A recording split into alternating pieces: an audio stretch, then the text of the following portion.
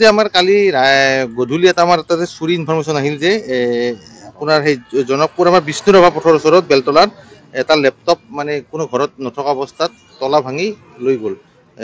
তেওঁৰ নামটো হ'ল আপোনাৰ কমলেন কাঞ্চনমালা সিনহা বুলি। তেওঁৰ মানে ঘৰৰ পৰা ৰুমৰ পৰা কোনোবা চুৰে মানে লৈ গ'ল আৰু চুৰ কৰি। তো সেই হিচাপত তেওঁ 112 ইমাৰ্জেঞ্চি কলত জনালে, আমাৰ পুলিচ টিম গ'ল।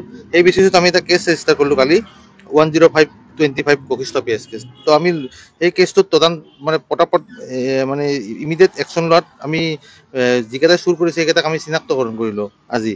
এই দুটাৰ নাম হ'ল শ্যাম দলে এলাইচ শ্যাম আৰু এটা নাম হ'ল নিতুল মেধি ৰমণী। দুজনৰ ঘৰে সোণাপুৰ। তাৰপিছত সিহঁতক আমি এপ্ৰিহেঞ্চন কৰিলোঁ। এপ্ৰিহেঞ্চন কৰি সিহঁতে স্বীকাৰোক্তি কৰে যে আমি সিহঁতে চুৰ কৰা বুলি।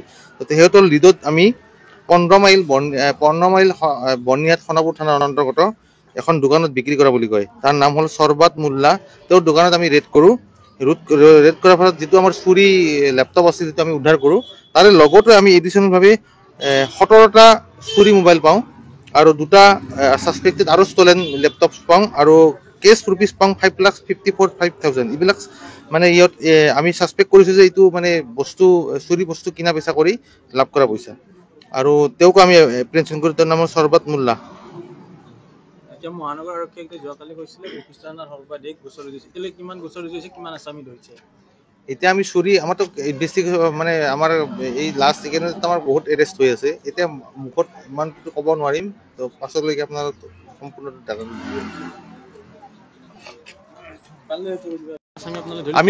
আমি মানে এতিয়ালৈকে আমি 3জন ধৰিলোঁ। আমি সেই পৰা আমি 3+65 হ'ল আমাৰ। বাগলাৰ চব মটৰচাইকেল চুৰি হওক, মোবাইল স্নেচিং হওক, এইবিলাক চুৰ ধৰি এতিয়ালৈকে আমাৰ 65 হ'ল। কালি টোটেল কি সামগ্ৰী জব্দ কৰিব সক্ষম হৈছিলে? লেপটপ কেইটা আছিল আৰু আজি কিমান আছিলে? আমি লেপটপ পালোঁ, চুৰি লেপটপটো এইটোতো যিটো চুৰ হৈছিল সেইটো পালোঁ। তাৰে এডিশ্যনেলি আমি 2টা ছাছপেক্টেড লেপটপ পালোঁ আৰু 17টা মোবাইল ফোন পালোঁ আৰু 5,54,000 টকা কেছ ৰুপিজ পালোঁ। যিটো আমাৰ ছাছপেক্ট হৈ আছে যে এইবিলাক কোনো মানে চুৰি সামগ্ৰী লেনদেন কৰি, কাৰণ তেওঁ এই দোকানখনৰ পৰা এই মানুহজনে বহুদিন ধৰি চুৰি সামগ্ৰী কিনা বেচা কৰি আছে। ক'ত আছিল দোকানখন? দোকানখন বৰ্ণিহাট 15 মাইল মানে সোণাপুৰ থানাৰ অন্তৰ্গত। কি নাম আপোনাৰ?